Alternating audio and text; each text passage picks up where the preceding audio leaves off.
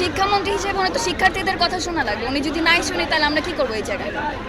আমরা এক্সাম বাদ দিয়ে এখানে তো আসতাম না, অবভিয়াসলি সার্কাস তো হচ্ছে না, এক্সামও আমাদের। বৃষ্টির ফোটে আমাদের জ্বর, ঠান্ডা, কাশি, নিউমেরিয়া হয়ে যায়, অনেক ধরনের প্রবলেম হয়ে যায়। এর কারণে যদি আমরা ফার্মে মুরগি হয়ে গেল সমস্যা কি?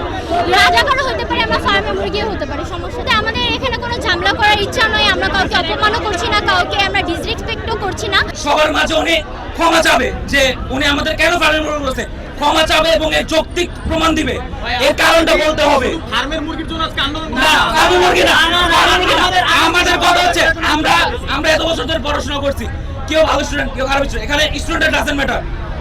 আমাদের উনি যেরকম কোশ্চেন করতেছে এটা স্ট্যান্ডার্ডও না, সহজও না, কঠিনও না, ঠিক আছে, মানে কোশ্চেনের ওনার মিলতাল নেই। চট্টগ্রামে বন্যা হওয়ার কারণে আজকে ওদের পরীক্ষা বন্ধ, আমাদের পরীক্ষা কিন্তু রানিং আছে।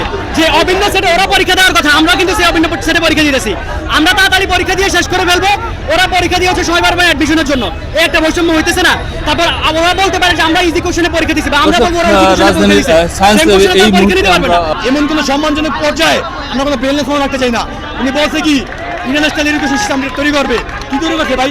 এটা 2 বছর গেল, কিছু তৈরি করে নেই, খালি একটা কথাই কইছে নকল আর হইব না। শেখ হাসিনা বলছিল, এবার উনি বলছে ইচ্ছা করে যদি রেজ বেট করে স্টুডেন্টদেরকে, এটা পরে ওনার পস্তাইতে হবে। রেসপেক্ট আর্ন করতে হয়, উনি ওই রেসপেক্টের জায়গা রাখতেছে না। যারা ওনাকে রেসপেক্ট করতে কালকে থেকে মনে হয় না আর করে। বোর্ড এক্সাম মানুষের নর্মাল বিষয় না, উনি যে বলতেছে তোমরা পড়ো নাই, বোর্ড এক্সাম প্রত্যেকটা মানুষ পড়ালেখা করে, যারা পাস করবে কি করবে না চিন্তা ভাবনা করবে, বোর্ড এক্সামের জন্য পড়ালেখা করে। আমরা তো বলতেছি না পরীক্ষা বাদ দেন, অটো পাস দেন, দরকার নেই, কোশ্চেন হার্ড করতেছে, ঠিক আছে, আমরা যেভাবেই হোক পাস তো করবো ইনশাআল্লাহ।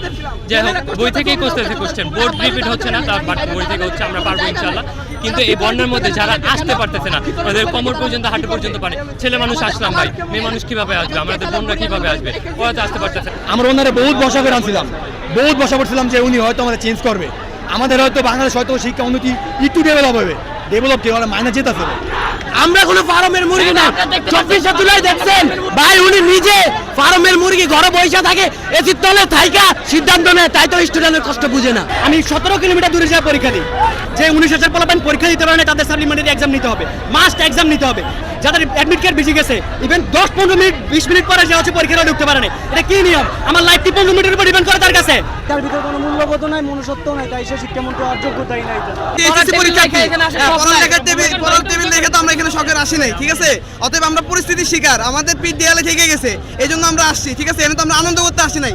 আপনারা প্রতিটা স্টুডেন্টদের মুখের দিকে তাকান না, তাদের সবার হচ্ছে হতাশার ছাপ মুখের মধ্যে। কেন এই এডুকেশন সিস্টেমে কেন এরকম ছাপ থাকবে? আমাদের থেকে আমাদের বোনেরা বেশি কষ্ট করতেছে, ওনারা পরীক্ষা দিতে, ওনারা যদি এই পর্যন্ত পানিতে পরীক্ষা দেয়, ওনারা কিভাবে দিবে? আমরা না হলে চলে যাব, আমাদের লুঙ্গি নিয়ে চলে যাব আমরাও, তারা কিভাবে দিবে? যারা আমার বন্ধুরা গ্রামে থাকে, তারা ফিজিক্সের আসে একদিন টাইম পাইছে মাত্র, কিন্তু বৃষ্টির কারণে সেখানে কয়েক ঘন্টা কারেন্ট ছিল, তারা কয়েক ঘন্টা প্রস্তুতি নিতে পারছে। আমাদের একটা পরীক্ষার পর একদিন বন্ধ, আমাদের হাতে আসে সর্বোচ্চ 20 ঘন্টা, আমাদের চ্যাপ্টার আছে 10টা চ্যাপ্টার 2 ঘন্টা করে পড়লেও 20 ঘন্টা। এটা কি সম্ভব? এটা কি মানবিকতার কাতারে পড়ে? এর বাইরে আরেকটা কথা বলি, তার এই জেদি মনোভাবের জন্য কি যে হয় এটা বলা যাচ্ছে না।